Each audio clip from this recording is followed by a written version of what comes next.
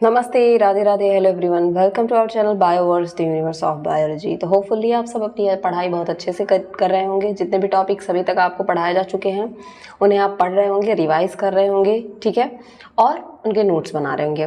तो अभी तक हमने जो आपके इससे रिलेटेड टॉपिक्स थे, डीएनए क्या होता है, आरएनए क्या होता है, टाइप्स ऑफ डीएनए क्या होते हैं, सारी चीज़ें हमने पढ़ ली थी, ठीक है। आज जो हम टॉपिक पढ़ने वाले हैं वो आपका होने वाला है क्रोमेटिन ऑर्गेनाइजेशन। इस क्रोमेटिन ऑर्गेनाइजेशन को हम डीएनए पैकिंग भी कहते हैं, ठीक है। क्रोमेटिन ऑर्गेनाइजेशन आप सबको मैंने बताया था कि ये होता है आपका न्यूक्लियस, ऐसे आपका सेल में ये हो गया न्यूक्लियस, न्यूक्लियस में ये हो गया न्यूक्लियोलस, और इधर आपका क्रोमेटिन ऐसे ऐसे फैला रहता है। अब ये क्रोमेटिन ऐसे सेल में फैला है तो ऐसे इसको जो है इस फॉर्म में लाने के लिए इसको क्या किया जाता है, कॉम्पैक्ट किया जाता है, ऑर्गेनाइज किया जाता है, पैक किया जाता है, ठीक है। जैसे आपके पास कई सारे ग्लास हों, ऐसे ऐसे ऐसे ऐसे ऐसे रखे हों इधर उधर, अच्छा नहीं लगता है ना, तो आप क्या करते हैं उसको रेक पे या जो भी आप स्टैंड रखते हैं उस पर इस तरीके से अरेंज कर देते हैं तो कितना अच्छा लगता है और एक छोटी सी जगह में भी आ जाता है, ठीक है। तो इस पैकेजिंग की, ठीक है, क्रोमेटिन के पैकेजिंग की ज़रूरत क्यों पड़ती है? क्रोमेटिन के पैकेजिंग की ज़रूरत इसलिए पड़ती है कि आप सबको पता है कि सेल क्या है, छोटा सा स्ट्रक्चर, सेल में भी न्यूक्लियस में भी ये न्यूक्लियोलस हो गया और इतने बचे पार्ट में क्रोमेटिन को क्या करना है, आना है।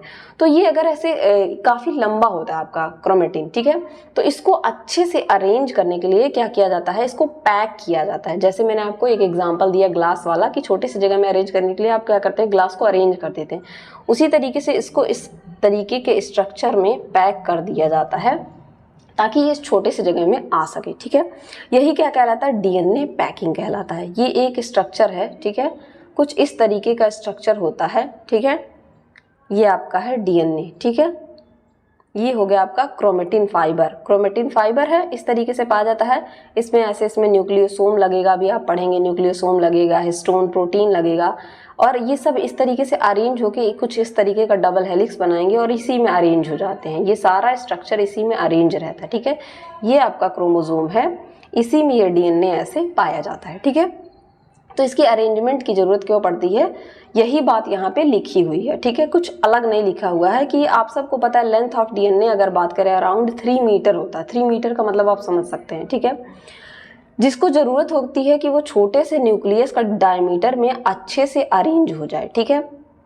इसीलिए हमको पैकेजिंग की ज़रूरत पड़ती है। पैकेजिंग की ज़रूरत क्यों पड़ती है, यहाँ पे एक क्वेश्चन आपसे अराइज किया गया है। डीएनए मॉलिक्यूल्स को न्यूक्लियस में फिट करने के लिए इसको एक्सट्रीमली कंप्रेस किया जाता है, दबाया जाता है, कॉम्पैक्ट किया जाता है क्रोमेटिन के स्ट्रक्चर को, ठीक है। इनिशियल स्टेज में डीएनए पैकेजिंग में क्या होता है, रेड्यूस्ड होता है 11 nm फाइबर, जो कि अप्रॉक्सीमेटली 5 to 6 फोल्ड, मतलब एक 11 nm का फाइबर बनेगा और जिसमें से 5 से 6 फोल्ड इस तरीके से लगाए जाएंगे, तब ये इस छोटे से स्ट्रक्चर में आता है। यही क्या कहलाता है, डीएनए पैकेजिंग कहलाता है।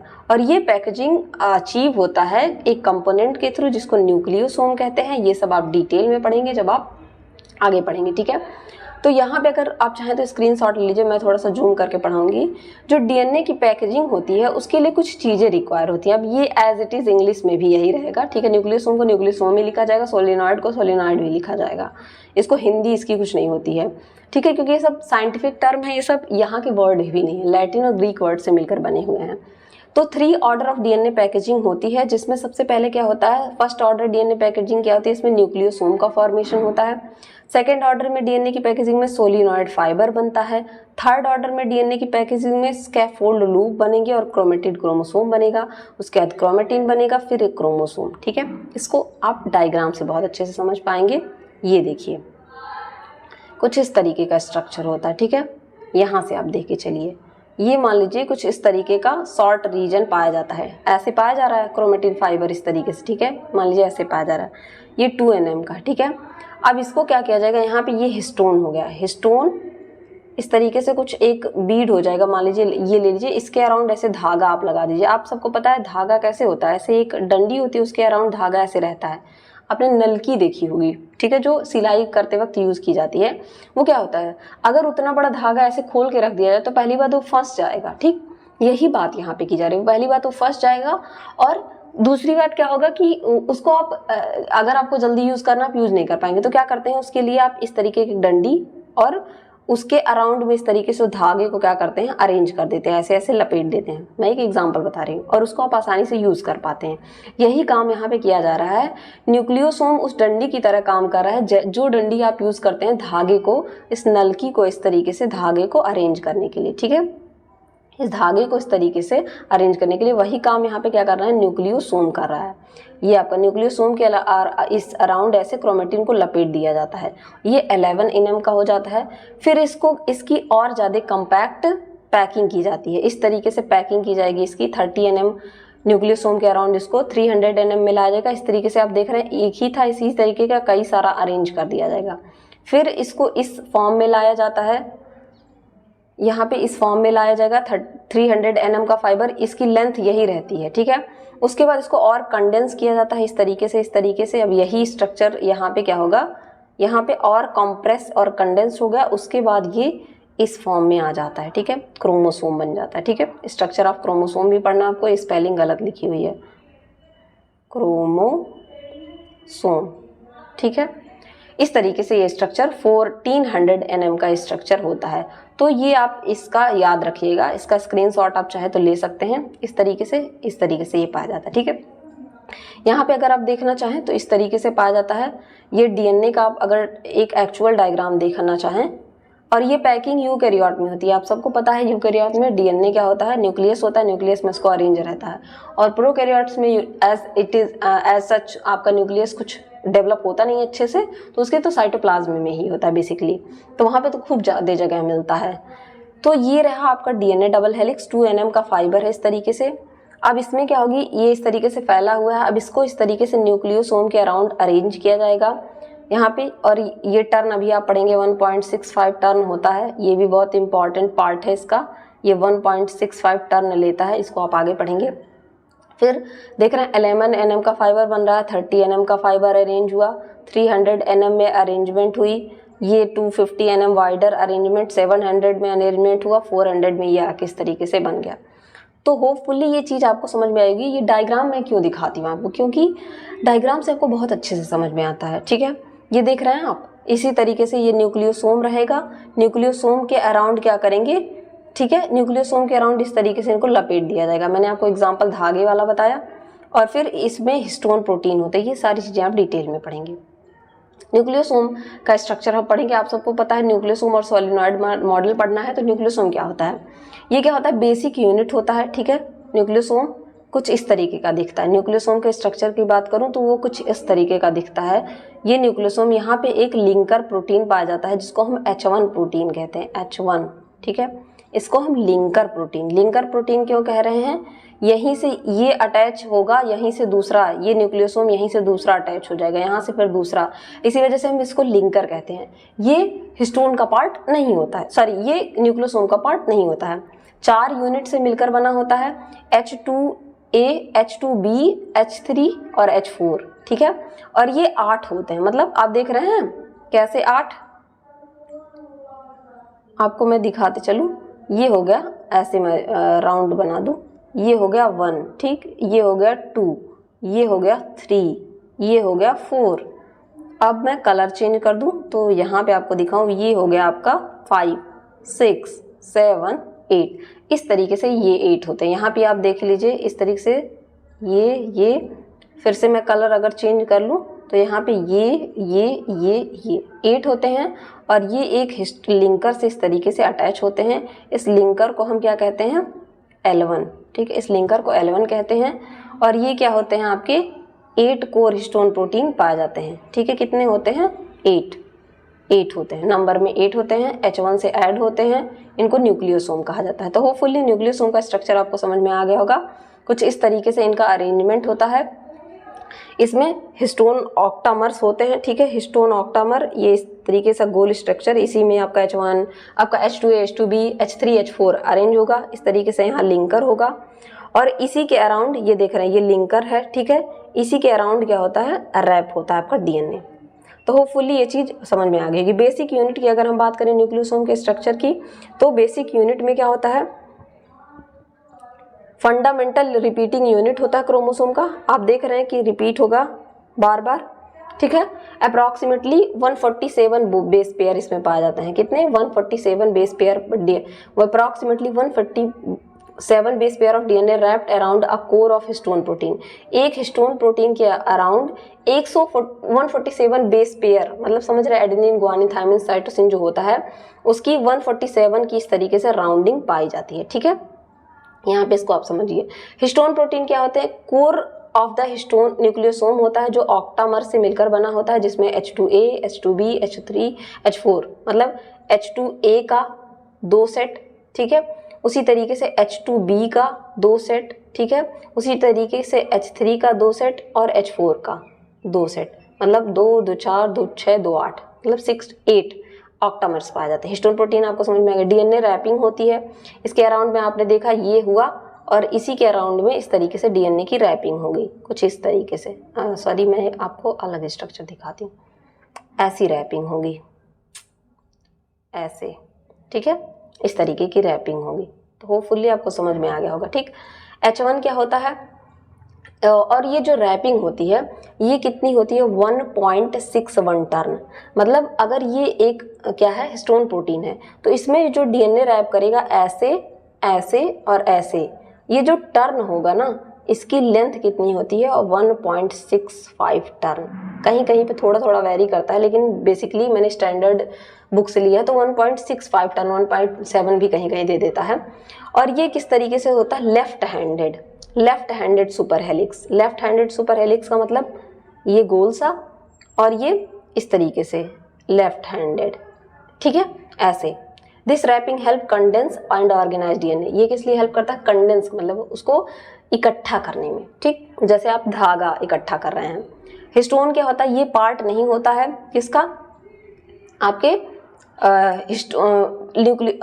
कोर रीजन का पार्ट नहीं होता है। H1 is not part of the core region of the nucleosome. मतलब आप देख रहे हैं ये हिस्टोन यहाँ पे पाया जा रहा है, तो ये इसका पार्ट नहीं है, ठीक है। ये क्या करता है, किस चीज में हेल्प करता है? Compact the nucleosome and stabilise higher order chromatin structure. Nucleosome को स्टेबलाइज करने में और क्रोमेटिन को ऑर्गेनाइज करने में। स्ट्रक्चर न्यूक्लियोसोम का आपने देखा ही, बीड ऑन स्ट्रिंग भी इसको कहते हैं। बीड ऑन स्ट्रिंग क्यों कहते हैं? जैसे मोतियों में ये धागा है, इसमें मोती, तो इसी तरीके का स्ट्रक्चर आपको ये दिख रहा होगा। यहाँ पे देखिए, बीड ऑन स्ट्रिंग, ये रहा बीड ऑन स्ट्रिंग। ये आपको मोतियों में पिरोई हुई धागा नहीं दिख रही है? उसी तरीके का होता है। तो होपफुली न्यूक्लियोसोम आपको समझ में आ गया होगा। अब हम जानेंगे सोलिनॉइड स्ट्रक्चर। सोलिनॉइड क्या होता है, हम इसको क्यों पढ़ रहे हैं? अभी आप जब ऑर्गेनाइजेशन पढ़ेंगे तब आपको अच्छे समझ में आएगा कि सबसे पहले क्या होगा, इस तरीके से न्यूक्लियोसोम स्ट्रक्चर बनेगा, फिर ये सोलिनॉइड मॉडल बनेगा, फिर ये अरेंजमेंट होगी, ठीक है। ये आपका होगा nucleosome structure, Beed on string, ये हो गया आपका सोलिनॉइड मॉडल, ठीक है, इस तरीके से। तो हम फिर पढ़ रहे हैं कि न्यूक्लियोसोम के बाद क्या होता है, सोलिनॉइड मॉडल बनता है। ये रहा आपका सोलिनॉइड मॉडल। ये सोलिनॉइड मॉडल है, कुछ इस तरीके से अरेंजमेंट होगी, जिगजैग मोशन में होता है। 11 nm का फाइबर बनेगा, देन 30 nm का फाइबर बनेगा, ठीक है। ये है आपका सोलिनॉइड मॉडल फाइबर का। हिस्टोन प्रोटीन, उसके अराउंड ऑक्टामर, हिस्टोन ऑक्टामर, उसके अराउंड में डीएनए रैप है इस तरीके से। यहाँ पे देख रहे हैं ये जो टर्न होता है कितना होता है, 1.65 टर्न न्यूक्लियोसोम में, ठीक है। ये बात आपको याद रखनी है। इस तरीके से क्या होता है, फ्री डीएनए हिस्टोन ऑक्टामर से आके अटैच हो गया, इस तरीके से बन गया ये क्या, 10 nm का फाइबर या 11, बेसिकली 11 nm का फाइबर, जिसको हम न्यूक्लियोसोम मॉडल कह रहे हैं। और जब ये इस तरीके का बन जाता है, सोलिनॉइड लूप बना लेता है, 30 nm का फाइबर बन जाता है, तो इसको हम सोलिनॉइड का फॉर्मेशन कहते हैं, ठीक है। हायर ऑर्डर पैकिंग होती है beyond the nucleosome, chromatin form है मोर कॉम्पैक्टेड स्ट्रक्चर, जिसको कि 30 nm फाइबर या सोलिनॉइड स्ट्रक्चर कहते हैं।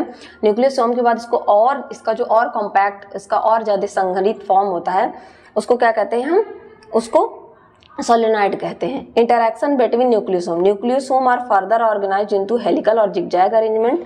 अब देख रहे हैं न्यूक्लियोसोम ये तो था ही अलग अलग न्यूक्लियोसोम, ये और फर्दर जिगजैग फॉर्म में अरेंज हो गया। इसी को क्या कह रहे हैं हम, इंटरैक्शन कह रहे हैं, और ये थिकर फाइबर बनाता है जिसका डायमीटर अप्रॉक्सीमेटली 30 nm होता है। हिस्टोन H1 का रोल क्या होता है? H1 इसमें बहुत ज़्यादा इंपॉर्टेंट रोल प्ले करता है। ये स्टेबलाइज करता है और कॉम्पैक्ट करता है 30 nm फाइबर को। स्टेबलाइज मतलब स्थिर बनाता है। स्टेबिलिटी बहुत ज़रूरी है। कहीं भी आप पढ़ रहे हैं, पढ़ते समय भी आपकी स्टेबिलिटी ज़रूरी है कि आप 1 घंटे बैठ के अच्छे से पढ़ पा रहे हैं या नहीं। अगर आप हर 5 मिनट में अपना फ़ोन चला रहे हैं तो वो आपके लिए अच्छा नहीं है, क्योंकि आप कुछ भी गेन नहीं कर पाएंगे। इसी वजह से स्टेबिलिटी ज़रूरी है। ये बाइंड करता है it binds to the linker DNA. Linker DNA जो होता है न्यूक्लियोसोम से बाइंड करता है और ऑर्गेनाइज करता है सोलिनॉइड स्ट्रक्चर को। ठीक है, फंक्शन क्या होता है? कंपैक्शन ऑफ क्रोमेटिन में हेल्प करता है। ये डीएनए को फिट करने के लिए न्यूक्लियस में जरूरी है कि इसको और छोटे से छोटा बनाया जाए। ठीक है, जिसके वजह से जो ट्रांसक्रिप्शन, रेप्लिकेशन और रिपेयर वगैरह का प्रोसेस है ये बहुत अच्छे से हो सके। आप सबने ट्रांसक्रिप्शन पढ़ा ही है, तो ट्रांसक्रिप्शन में ये प्रोसेस अच्छे से हो सके। आगे चल के आप ट्रांसक्रिप्शन, रेप्लिकेशन पढ़ेंगे। ठीक है, तो होपफुली सोलेनॉइड मॉडल भी अब आपको समझ में आ गया। थोड़ा सा हम कंपैरिजन जान लेते हैं न्यूक्लियोसोम और सोलेनॉइड का कंपैरिजन क्या है। तो न्यूक्लियोसोम क्या होता है? ये रिप्रेजेंट करता है बेसिक यूनिट को क्रोमेटिन के पैकिंग की। ठीक है, डीएनए रैप होता है हिस्टोन प्रोटीन के अराउंड, इस तरीके से रैपिंग। ठीक, लेकिन सोलेनॉइड क्या करता है? हाई ऑर्डर क्रोमेटिन स्ट्रक्चर का फॉर्मेशन बताता है। मतलब जो 11 nm का था उसको अब ये जिगजैग मोशन में इस तरीके से कई सारे को अरेंज कर देगा। ठीक है, और स्टेबलाइज करता है H1 प्रोटीन के द्वारा। दोनों एक साथ मिलकर न्यूक्लियोसोम और सोलेनॉइड स्ट्रक्चर क्या करते हैं? क्रोमेटिन का ऑर्गेनाइजेशन करते हैं, प्रोवाइड करते हैं flexibility, stability, packing of DNA और उनके डायनामिक रेगुलेशन प्रोसेस को ये कुल मिलाकर रेगुलेट करते हैं। तो फुल्ली आपको सोलेनॉइड मॉडल और न्यूक्लियोसोम मॉडल समझ में आ गया होगा कि दोनों क्या है। ठीक है, न्यूक्लियोसोम के बाद सोलेनॉइड मॉडल की जरूरत क्यों पड़ी? न्यूक्लियोसोम से ही काम क्यों नहीं चला? क्योंकि वहाँ पे और ज़्यादा कॉम्पैक्ट करना था, क्योंकि इस छोटे से न्यूक्लियस में फिट करना है हमें डीएनए को, मतलब क्रोमोसोम को। ठीक है, अब हम पढ़ेंगे क्रोमेटिन ऑर्गेनाइजेशन। ठीक है, आपका किस तरीके से होता है? सॉरी, यहाँ पे रहेगा, बेसिकली यहाँ पे एक हेडिंग रहेगा, आप डाल लीजिए क्रोमेटिन कंपैक्शन। ठीक है, अभी तक आपने एक आउटलाइन पढ़ लिया, क्या क्या चीज़ें लगेंगी, सोलेनॉइड मॉडल सब कुछ पढ़ लिया। अब उसी को हम सम अप करेंगे। इस पूरे स्ट्रक्चर के फॉर्मेशन को फ्रॉम हेयर टू हेयर हम अब सम अप करेंगे। ठीक है, क्रोमेटिन ऑर्गेनाइजेशन का मतलब होता है कि किस तरीके से डीएनए पैकेजिंग हो रही है, स्ट्रक्चर की पैकिंग हो रही है न्यूक्लियस के अंदर यूकैरियोटिक सेल में। इसका ज़रूरत क्यों होता है? क्योंकि सेलुलर प्रोसेस जैसे कि gene replication, DNA replication, repair, transcription, translation, ये सब किसका होना है? डीएनए का ही होना है। और डीएनए अगर अच्छे से ऑर्गेनाइज रहेगा, नहीं रहेगा तो काम नहीं कर पाएंगे आप। जैसे मैंने धागे का एग्जाम्पल दिया था कि अगर ये धागा, जिसको कि नलकी कहते हैं या जो भी आप जानते हो, अगर इसके अराउंड इस तरीके से लपेटा ना हुआ हो तो आपको सिलाई करनी है, आपको स्विंग करनी है, तो आप नहीं कर पाएंगे, क्योंकि ये धागा आपस में फंस जाएगा अगर इसको खुला छोड़ दिया जाए। ठीक है, तो इसलिए ये ज़रूरी है। तो कुछ की एस्पेक्ट्स हैं। अब न्यूक्लियोसोम के बारे में मैंने आपको बता दिया, सब कुछ मैंने बताया है। न्यूक्लियोसोम के बारे में क्या होता है? डीएनए पैकिंग होगी, डीएनए हिस्टोन प्रोटीन पाया जाएगा, हिस्टोन में ऑक्टामर पाए जाएंगे, मतलब H2 आपका H2A, 2 H2B, 2 H3 और H4। इसके अराउंड में डीएनए की क्या होगी? रैपिंग होगी। यहाँ पे एक लिंकर रहेगा, फिर इस तरीके से ये ऐड होते जाएंगे। 147 बेस पेयर डीएनए अराउंड एक न्यूक्लियोसोम के अराउंड पे रैप होता है। ठीक है, ऑक्टामर से मिलकर बने होते हैं, ये सब कुछ आपको पता है, ऊपर अभी मैंने बताया। फिर इसके बाद जब न्यूक्लियोसोम बन जाता है, यानी कि ये आपका न्यूक्लियोसोम बन गया इस तरीके से। अब इस न्यूक्लियोसोम में कई सारे इसी तरीके के स्ट्रक्चर अटैच होंगे। बीड ऑफ स्ट्रिंग बन गया। उसके बाद इस बीड ऑफ स्ट्रिंग को इस तरीके से जिगजैग मोशन में यहाँ यहाँ यहाँ यहाँ और कॉम्पैक्ट बनाया जाता है क्रोमेटिन फाइबर को। ठीक है, फर्दर फोल्ड होंगे, कंडेंस होंगे क्रोमेटिन फाइबर। ठीक है, 10 nm का फाइबर बना लेंगे बीड ऑफ स्ट्रिंग। उसके बाद इसमें किस चीज़ का फॉर्मेशन होगा? 30 nm फाइबर का, जिसको कि हम क्या कह रहे हैं? Higher order structure. अब इस 30 nm फाइबर के बाद फिर क्या होता है? लूप और डोमेन का फॉर्मेशन होगा, और ज़्यादा कॉम्पैक्शन होगा और डीएनए को और ज़्यादा कॉम्पैक्ट किया जाएगा। यहाँ से समझिए, ये वाला प्रोसेस बताया जा रहा है आपको। ठीक है, ये डीएनए हेलिक्स था। ठीक है, ये बीड ऑफ स्ट्रिंग बना, 11 नैनोमीटर का फाइबर, फिर 30 नैनोमीटर का फाइबर बना। सोलेनॉइड मॉडल, न्यूक्लियोसोम मॉडल, ये हो गया न्यूक्लियोसोम मॉडल, ये हो गया सोलेनॉइड मॉडल। अब 300 nm का फाइबर बनेगा। यही बात बताई जा रही है। फुल्ली यहाँ तक आपको प्रोसेस समझ में आ गया होगा। ठीक है, फिर क्या होता है, हिस्टोन का मॉडिफिकेशन किया जाता है। जो हिस्टोन प्रोटीन है, जो हिस्टोन ऑक्टामर है, जिसमें H2A H2B दो कॉपीज, H3 की 2 कॉपीज, H4 की 2 कॉपीज, कुल मिला के 8 कॉपीज पाई जा रही हैं और लिंकर प्रोटीन से जुड़ा हुआ है। इसमें कुछ केमिकल चेंजेज होते हैं जिसमें एस्टाइलेशन और मिथाइलेशन होता है, मतलब एस्टाइल ग्रुप ऐड किया जाता है, मिथाइल ग्रुप का मतलब है आपको CH3, इसका एडिशन होता है, ठीक है, इसको ऐड किया जाता है। ये क्या करता है, that influence chromatin structure and function, ये क्रोमेटिन के स्ट्रक्चर और फंक्शन को इन्फ्लुएंस करता है। ये मॉडिफिकेशन इफेक्ट करते हैं जीन के एक्सप्रेशन को और अल्टर करते हैं डीएनए की एक्सेसिबिलिटी को, मतलब उसमें चेंजेस करेंगे उसकी।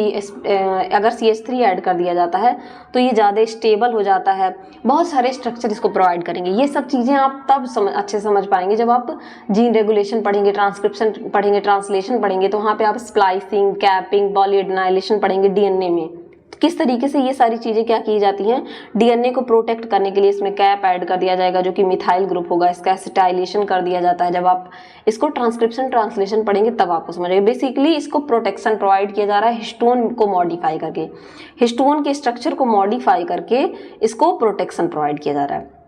क्रोमेटिन स्टेट्स, क्रोमेटिन के स्टेट की बात करें तो different region of genome can exist different chromatin states. अब आपको यहाँ पे बताया जाए तो जब क्रोमेटिन बनता है तो क्रोमेटिन का स्ट्रक्चर, क्रोमोसोम बनेगा, कुछ इस तरीके का स्ट्रक्चर बनेगा। इसमें अभी आप क्रोमोसोम में इसको अच्छे से पढ़ेंगे। इसमें 2 पार्ट पाए जाएंगे, एक होगा यू क्रोमेटिन, ठीक है, जो यहाँ इस तरीके यहाँ पाया जाएगा, और यहाँ और यहाँ पे जो क्रोमेटिन पाया जाएगा उसको हेट्रोक्रोमेटिन कहते हैं, ठीक है। तो क्रोमेटिन की स्ट्रक्चर बताई जा रही है कि इस तरीके से पाए जाते हैं, ठीक है। ये क्रोमेटिन क्या करता है, डिफरेंट स्टेट में पाए जाते हैं, ठीक है। यूक्रोमेटिन, हेट्रोक्रोमेटिन, यूक्रोमेटिन की बात की जाए तो ये लूजली पैक्ड होते हैं, मतलब अगर इस तरीके से ये क्रोमोसोम में पाया जा रहा है तो इनका अरेंजमेंट ऐसे लूज होगा, जबकि ये ऐसे खूब कंडेंस होंगे हेट्रोक्रोमेटिन। यही बात यहाँ पे बताई गई है। जो आपका ट्रांसक्रिप्शन का प्रोसेस होगा, मतलब ट्रांसक्रिप्शन का प्रोसेस क्या होता है, डीएनए से आरएनए का बनना, आपके सेल में डीएनए से आरएनए का बनना ट्रांसक्रिप्शन कहलाता है। ये जो प्रोसेस होगा ना, यही इसी यू क्रोमेटिन में होता है, यानी कि क्रोमोसोम में ये इस यू क्रोमेटिन रीजन में होता है, हर जगह नहीं होता, ठीक। स्पेशल ऑर्गेनाइजेशन, स्थानिक संगठन या स्पेशल ऑर्गेनाइजेशन का मतलब क्या होता है, जो क्रोमेटिन होते हैं रैंडमली डिस्ट्रीब्यूटेड नहीं होते न्यूक्लियस में, ऑर्गेनाइज होते हैं एक स्पेसिफिक टेरिटरी में। मतलब टेरिटरी का मतलब होता है एक स्थान, जैसे लायन की टेरिटरी होती है, पूरे जंगल में लायन नहीं पाया जाता है, एक उसका जगह होता है जहाँ पे वो पाया जाता है। उसी तरीके से न्यूक्लियस में एक जगह पे पाया जाता है, ऐसे यहाँ पे पाया जाएगा क्रोमेटिन, ठीक, ऐसे, यही बात बताए। With different region interacting with each other and with nuclear structure in specially regulated manner, ताकि ये अच्छे से वर्क कर सके तो इनका एक टेरिटरी पाया जाता है, एक स्थान पाया जाता है, एक जगह पाया जाता है, वहीं पे पाए जाते हैं। एपिजेनेटिक रेगुलेशन का मतलब क्या होता है, क्रोमेटिन अब आपका यहाँ तक क्या हो गया, ये आपका क्रोमोसोम बन गया, क्रोमोसोम में मॉडिफिकेशन हुआ, क्रोमोसोम का स्ट्रक्चर बताया गया कि क्रोमोसोम में यू क्रोमेटिन, हेट्रोक्रोमेटिन पाए जाते हैं, फिर उनमें स्पेशल ऑर्गेनाइजेशन बताया गया कि कहाँ पे पाए जाते हैं, ठीक है। अब हम पढ़ेंगे एपिजेनेटिक रेगुलेशन क्या होता है। एपिजेनेटिक रेगुलेशन का मतलब chromatin organization is closely tied up to epigenetic regulation which involves heritable change in gene expression without change to underlying DNA sequence. Epigenetic mechanism such as DNA methylation, histone modification play critical role. यही बात जो histone modification पढ़ा आपने, methylation बताया, acetylation बताया, ये क्या करते हैं, इनको चेंज किया जाता है। मान लीजिए अभी आप जब आप अभी आगे पढ़ेंगे तो आप देखेंगे कि इसी सेल में, न्यूक्लियस में क्या होगा, यूकैरियोटिक सेल में, न्यूक्लियस में यहाँ पर डीएनए से आरएनए बनेगा, इस प्रोसेस को ट्रांसक्रिप्शन कहेंगे। अब इस ट्रांसक्रिप्शन के प्रोसेस से फिर ये जो आरएनए के बाद प्रोटीन बनता है, तो ये प्रोटीन सेल के बाहर साइटोप्लाज्म में होता है। अब एक एग्जांपल से आप समझिए कि अगर आप यूपी में रहते हैं या बिहार में रहते हैं, वहाँ से आपको शिमला जाना, तो आप अपने साथ कुछ ठंडे कपड़े ले जाएंगे, वूलन कपड़े ले जाएंगे, ताकि आपको वहाँ पे ठंड ना लगे। उसी तरीके से इनमें कुछ जब इस आरएनए को इस प्रोटीन बनने के लिए साइटोप्लाज्म में भेजा जाता है तो इसमें कुछ चेंजेस किए जाते हैं, जैसे आप अभी पढ़ेंगे आगे में, स्प्लाइसिंग, मिथाइलेशन, एडिनाइलेशन, ये सारी चीज़ें की जाती हैं, ठीक है, ताकि ये बचा रहे, ये टूटे ना, क्योंकि डीएनए बहुत जल्दी, आरएनए जो होता है बहुत अनस्टेबल है और वो बहुत जल्दी से टूट जाता है। उससे बचाने के लिए इसको ऐसे कवरिंग कर दी जाती है, प्रोटेक्शन। जैसे आप मॉस्किटो से बचने के लिए ओडोमास लगा लेते हैं घर में, या ऑल आउट लगा लेते हैं, या मॉस्किटो किलर लगा लेते हैं, उसी तरीके से इसका प्रोटेक्शन इसको प्रोवाइड किया जाता है। यही एपिजेनेटिक रेगुलेशन कहलाता है। ठीक है। तो होपफुली मैंने बहुत सिंपल और आपकी लाइफ से रिलेटेड एग्जाम्पल देने की कोशिश की है, तो आपको होपफुली ये सारी बातें समझ में आ गई होंगी कि क्या होता है। अब इसी के साथ हम क्रोमोसोम आपका बन गया, क्रोमोसोम का स्ट्रक्चर और फंक्शन पढ़ेंगे, ठीक है। अब आपका क्रोमोसोम बन गया, ठीक है, क्रोमोसोम इस तरीके से बन गया, क्रोमोसोम बन गया। अब हम क्रोमोसोम का स्ट्रक्चर एंड फंक्शन पढ़ेंगे, ठीक है। तो क्रोमोसोम क्या है? क्रोमोसोम की डिस्कवरी की बात करें तो इसकी डिस्कवरी वॉल्टर फ्लेमिंग ने की थी, ठीक है। थ्रेड लाइक स्ट्रक्चर होता है, न्यूक्लियस में प्रेजेंट होता है, 1878 में इन्होंने बताया था। क्रोमोसोम क्या होता है? थ्रेड लाइक स्ट्रक्चर होता है, डीएनए और प्रोटीन से मिलकर। आपने देखा किस तरीके से इनमें डीएनए पाया जा रहा है, ठीक है। न्यूक्लियोसोम में हिस्टोन प्रोटीन पाया जा रहा है, तो डीएनए और प्रोटीन से मिलकर बना होता है। इसीलिए मैंने पहले आपको क्रोमेटिन का ऑर्गेनाइजेशन बताया, कंपैक्शन बताया, ठीक है। तो ताकि ये चीज़ें आपको बहुत अच्छे से समझ में आए। डीएनए और प्रोटीन से मिलकर बना होता है, थ्रेड लाइक स्ट्रक्चर होता है, धागे की तरह स्ट्रक्चर होता है। जब आप अपर लेवल पे जाएंगे डीएनए का सेपरेशन देखेंगे, अगर आप पीएससी कहीं बहुत अच्छे से जगह से कर रहे हैं जहाँ पे आपको डीएनए को अलग करना दिखाया जाएगा, तो आप देखेंगे इस तरीके से टेस्ट ट्यूब में आप डीएनए करेंगे तो डीएनए ऐसे धागे की तरह दिखता है और ये जेनेटिक इन्फॉर्मेशन कैरी करता है। मतलब आपके अंदर जो कैरेक्टर आया, पाए कारे हैं, गोरे हैं, आपकी हाइट कितनी है, सब आपके मम्मी पापा के हाइट और कलर से डिसाइड होता है। तो उनका जो जेनेटिक इन्फॉर्मेशन था वो आपके अंदर आया है, तो ये जेनेटिक इन्फॉर्मेशन कैरी करता है। स्ट्रक्चर आप देख लीजिए, कुछ इस तरीके का स्ट्रक्चर होता है। न्यूक्लियस में ये आपका क्रोमोसोम है, ये न्यूक्लियस है, न्यूक्लियस में इस तरीके से क्रोमोसोम है। क्रोमोसोम के भी कई पार्ट होते हैं, क्रोमोसोम के पार्ट्स आप अभी पढ़ेंगे। तो अभी आप देख लीजिए बीच में ये स्ट्रक्चर होता है, इसको सेंट्रोमियर कहते हैं। सेंट्रोमियर के साइड में इस तरीके से कैपिंग पाई जाती है जिसको कि काइनेटोकोर कहते हैं। सेल साइकिल में आप इसको बहुत अच्छे से पढ़ेंगे, काइनेटोकोर। नीचे के स्ट्रक्चर को हम टीलोमियर कहते हैं, एंड पे पाया जा रहा है। जो चीज़ एंड, जैसे आप टर्मिनाइजेशन पढ़ते हैं, टीलोमेरेज पढ़ते हैं, तो टीलोमेयर एंड पे पाया जाएगा, ठीक है। और जो ये क्रोमोसोम है आप देख रहे हैं, दो स्ट्रक्चर इसमें है, ठीक है। दो स्ट्रक्चर क्या है? ये एक है ये स्ट्रक्चर और एक ये है, तो इन दोनों को आपस में सिस्टर क्रोमेटिड कहा जाता है। दो बहनें सिस्टर क्रोमेटिड्स, एक को क्रोमेटिड कहा जाएगा। अगर डीएनए सिर्फ ऐसे पाया जा रहा है तो इसको हम क्रोमेटिड कहेंगे, और जब दोनों साथ में पाया जा रहा है तो क्रोमोसोम, और साथ में इनको कहेंगे सिस्टर क्रोमेटिड्स, ठीक है। क्रोमोसोम को अगर आप और अच्छे से समझना चाहें तो यहाँ एक स्ट्रक्चर मैंने और दिया है। ये हो गया आपका टीलोमियर, इस तरीके से कैप को, बीच में सेंट्रोमियर होते हैं। ये हो गई आपकी एक क्रोमेटिड, ठीक है। दो क्रोमेटिड मिलके एक क्रोमोसोम बनाते हैं।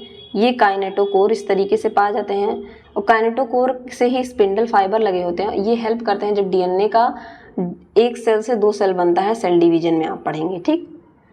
टू सिस्टर क्रोमेटिड है, टीलोमियर हैं। अब आप देखेंगे डीएनए में यहाँ आपको छोटा छोटा कुछ लिखा देगा, P arm and Q arm. तो डीएनए के जो क्रोमेटिड्स होते हैं वो दो पार्ट से मिलकर, सेंट्रोमियर को अगर आप यहाँ रख लें तो ये हो गया एक आर्म और ये हो गया दूसरा आर्म, तो इसको हम कहते हैं पी आर्म और इसको क्यू आर्म।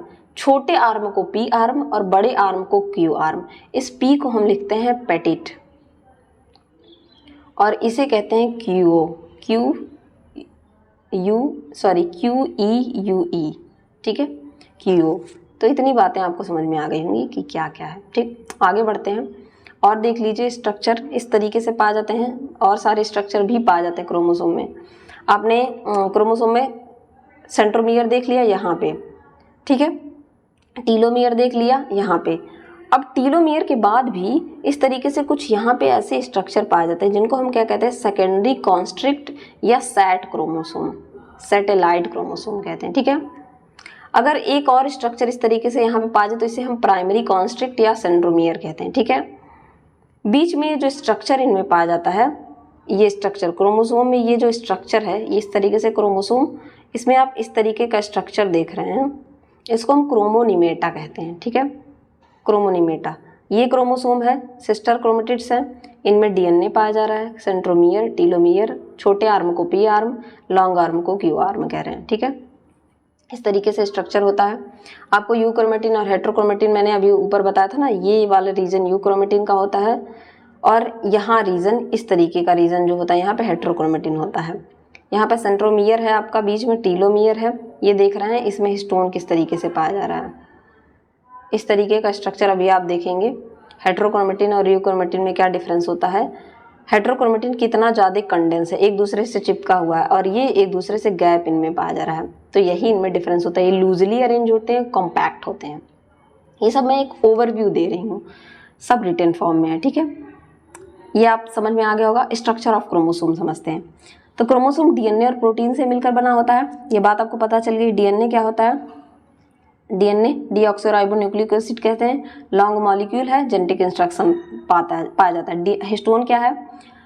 क्रोमोसोम डीएनए जो होता है इसी हिस्टोन के अराउंड पे टाइटली क्या होता है? क्वाइल्ड होता है, क्वाइलिंग होती है। जैसे आप वायर की क्वाइलिंग देखते हैं, तार की क्वाइलिंग, धागे की क्वाइलिंग, उसी तरीके से क्वाइलिंग होती है। और ये स्ट्रक्चर को, क्रोमोसोम के स्ट्रक्चर को क्या करता है? मेंटेन करने में हेल्प करता है, ताकि जीन एक्सप्रेशन अच्छे से हो सके। इसी हिस्टोन में मॉडिफिकेशन होता है जब क्या होता है, जीन को कोई और काम कराना होता है। क्रोमेटिन आपको पता है, ये क्रोमेटिन क्या है? डीएनए और हिस्टोन प्रोटीन मिलके क्रोमेटिन बनाते हैं, जो कि क्या होता है? मटेरियल दैट मेक्स क्रोमोसोम, जो कि क्रोमोसोम बनाता है। क्रोमेटिन कैन बी कंडेंस्ड और relax depending upon the activity of the level of gene. Chromatin compact भी हो सकता है और ढीला भी हो सकता है, डिपेंड करता है कि किस चीज़ की ज़रूरत है, ठीक है।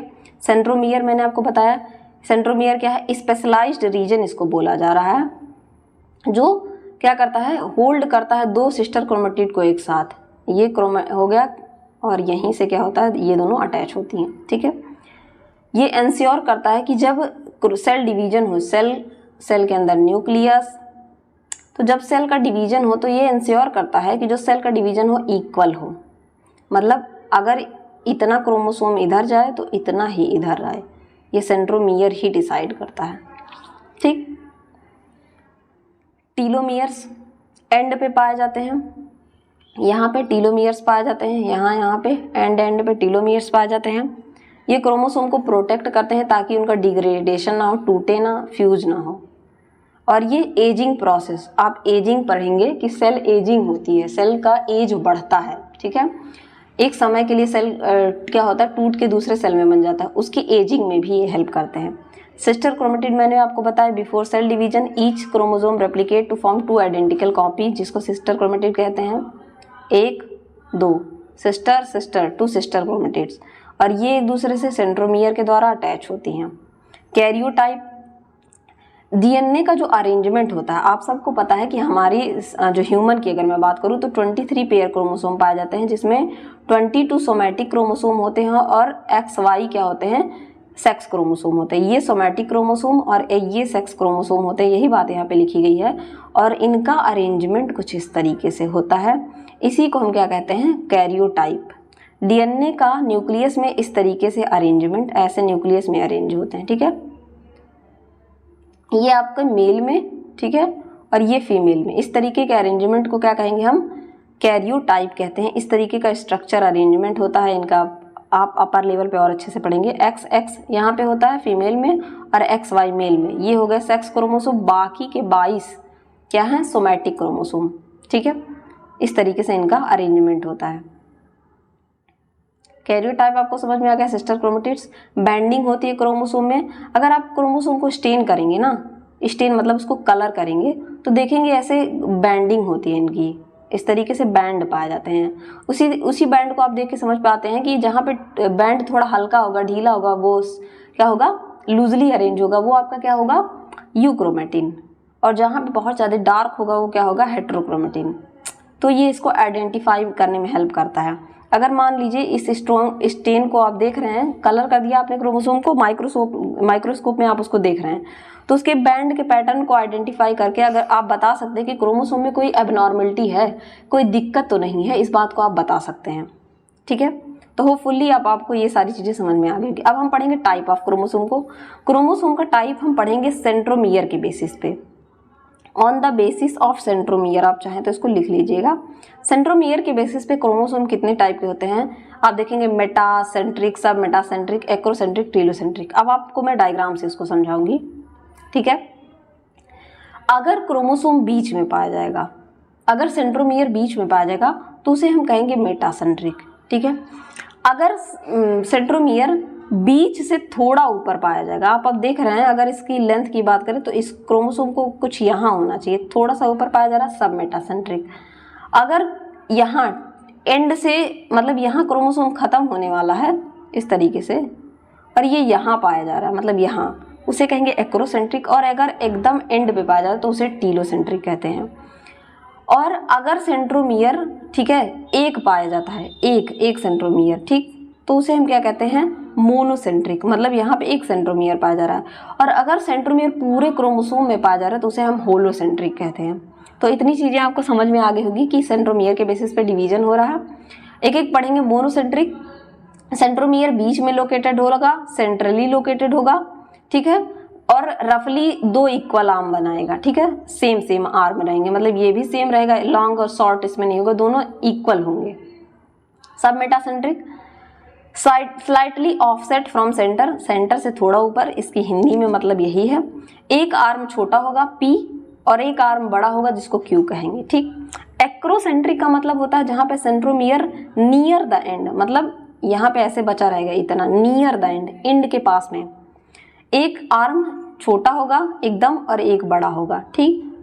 टीलोसेंट्रिक का मतलब एकदम यहाँ पे, ठीक है, located resulting only on arm, एक आर्म आपको इसमें देखने को मिलेगा। होपफुली आपको क्लियर हो गया होगा और ज़्यादा इसमें कुछ पढ़ना भी नहीं है। फिर आपका सैटेलाइट क्रोमोसोम होता है। सैटेलाइट मैंने बताया, सैट क्रोमोसोम भी कहते हैं। इस तरीके का अगर क्रोमोसोम का स्ट्रक्चर पाया जाता है और उसमें ऐसे क्रोमोसोम पाया जा रहा है, ठीक है, और इस तरीके से स्ट्रक्चर एंटीना की टाइप सैटेलाइट की तरह पाया जा रहा है तो उसे हम सैटेलाइट क्रोमोसोम कहते हैं। स्पेशल टाइप के क्रोमोसोम होते हैं, एक्रोसेंट्रिक होते हैं। एक्रोसेंट्रिक का मैंने आपको बताया कि क्या होता है, ठीक है, एक्रोसेंट्रिक आप देख लीजिए, क्रोमोसोम नियर द एंड पाया जा रहा है, यहाँ पे पाया जा रहा है क्रोमोसेंट्रोमियर, एक्रोसेंट्रिक होते हैं, ठीक। वन आर्म, एक आर्म एक्सटेंडेड होता है मतलब बड़ा है और दूसरा क्या है, छोटा है। Large amount of repetitive DNA sequences में पाया जाता है, मतलब इस तरीके से डीएनए सीक्वेंस बहुत ज़्यादा मात्रा में रिपीटेड होते हैं। होलोसेंट्रिक क्या होते हैं, पूरे सेल में सेंट्रोमियर पाया जाता है एंटायर लेंथ में, और ये कुछ इंसेक्ट और नेमाटोड्स में पाए जाते हैं, हर जगह नहीं पाए जाते हैं, रेयर होते हैं, ठीक है। सेक्स क्रोमोसोम की बात की जाए, एक्स एंड वाई को हम सेक्स क्रोमोसोम कहते हैं, ठीक है। मेल हुआ तो XY, फीमेल हुआ तो XX, ठीक है। ऑटोसोम 22 पेयर ऑफ क्रोमोसोम होते हैं, ठीक है। ये क्या करते हैं, हमारे जो जीन का डिसीजन होता है ना कि हम क्या लंबे होंगे, गोरे होंगे, काले होंगे, सब कुछ ये यही डिसाइड करते हैं, सब कुछ। और जो स्किन वगैरह का चीज़ें होती हैं, बाकी चीज़ें ये सोमैटिक सेल डिसाइड करते हैं। तो होपफुली अब कुछ भी आपका इसमें रह नहीं गया होगा कि आपको समझ में ना आया व्हाट इज क्रोमोसोम, उसका स्ट्रक्चर क्या है, हेट्रोक्रोमेटिन क्या है, यूक्रोमेटिन क्या है। अगर हेट्रोक्रोमेटिन और यूक्रोमेटिन की अगर बात करें तो इसमें आप थोड़ा सा और समझ लीजिए। यूक्रोमेटिन क्या होते हैं मैं आपको बता दूं, यूक्रोमेटिन जो होते हैं आपके वो इस वाले रीजन में पाए जाएंगे, ऐसे इस वाले रीजन में, यहाँ यहाँ यहाँ और यहाँ। मैं थोड़ा सा इसको वो कर लेती हूँ, ये वाला रीजन हो गया आपका, ठीक है, ये वाला रीजन हो गया, फिर ये वाला रीजन और ये वाला रीजन। यहाँ क्या होंगे, हेट्रोक्रोमेटिन पाए जाएंगे। हेट्रोक्रोमेटिन का कैरेक्टर क्या होता है, जो आपके हेट्रोक्रोमेटिन होते हैं वो क्या होते हैं, टाइटली अरेंज होते हैं, टाइटली अरेंज होते हैं, ठीक है। यूक्रोमेटिन लूजली अरेंज होंगे। कलर और मैं आपको एक दे दूँ, यहाँ यहाँ ये क्या होंगे, लूजली अरेंज होंगे, ठीक है। यहाँ पे क्या होगा, इनमें ट्रांसक्रिप्शन होता है, ट्रांसक्रिप्शन ट्रांसलेशन प्रोसेस इसी में होता है, और यहाँ पे नहीं होता है। इनमें आप डिफरेंस लिख लीजिए, ठीक है। इसी तरीके से यही मेन डिफरेंस है हेट्रोक्रोमेटिन और यूक्रोमेटिन भी, आपको समझ में आ गया होगा। हेट्रोक्रोमेटिन यूक्रोमेटिन की अगर आप और बात करें, देखिए इनमें क्या होता है, क्लोज्ड क्रोमेटिन होता है, कन्फर्मेशन है, रिप्रेशन का काम करते हैं, दबाने का काम यहाँ नहीं होता है। यहाँ पे ओपन क्रोमेटिन होता है, यहाँ पे एक्टिवेशन होता है, ठीक है। ये आप देख रहे हैं कि यहाँ पे ट्रांसक्रिप्शन का प्रोसेस हो रहा है, ट्रांसक्रिप्शन फैक्टर आ गया, RNA पॉलीमरेज आएगा, यहाँ पे ट्रांसक्रिप्शन होगा, यहाँ पे ट्रांसक्रिप्शन नहीं होगा, ठीक है। तो होपफुली हेट्रोक्रोमेटिन यूक्रोमेटिन भी आपको समझ में आ गया होगा, क्रोमोसोम कॉम्पैक्शन समझ में आ गया होगा, ये सारी चीज़ें आपको समझ में आ गई। आज के लेक्चर में बस इतना ही, तब तक के लिए पढ़ते रहिए, बढ़ते रहिए। Thank you everyone.